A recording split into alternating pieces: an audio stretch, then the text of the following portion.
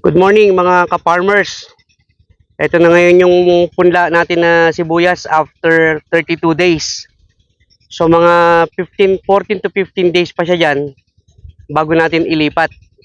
So tignan natin yung itsura niya ng malapitan.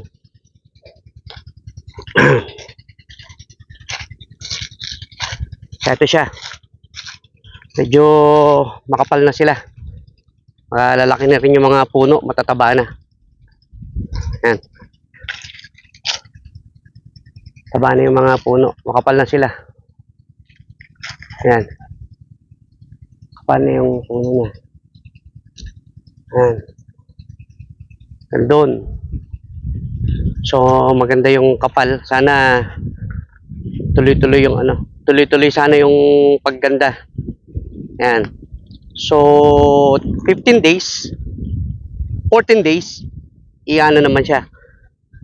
Bubunutin na siya para ilipat naman dun sa kabilang dun sa pagtataniman.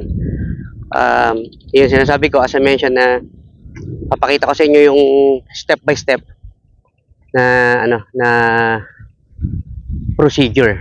Yan. So maganda yung kapal. Ganda yung kapal ng nung ating sibuyas. Yan.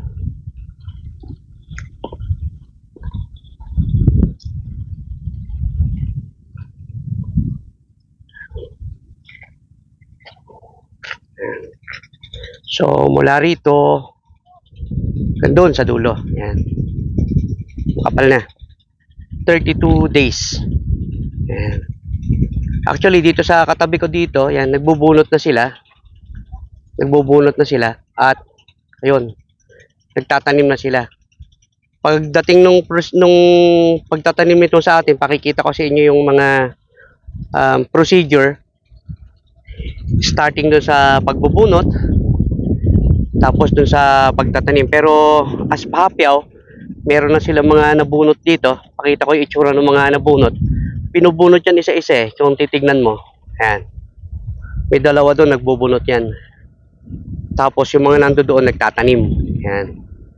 Yung mga procedure na yan, papakita ko sa inyo pagka itong sa atin na ang itong sa akin na to ang ginagawa. Ayan. Ayan.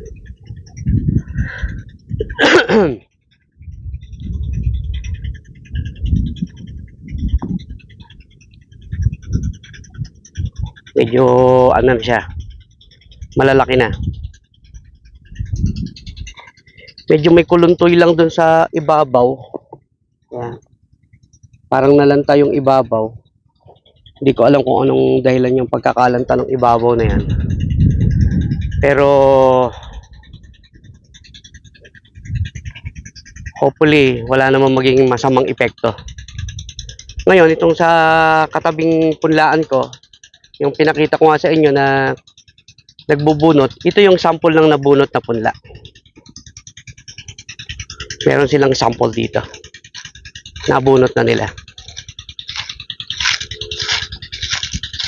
Yeah.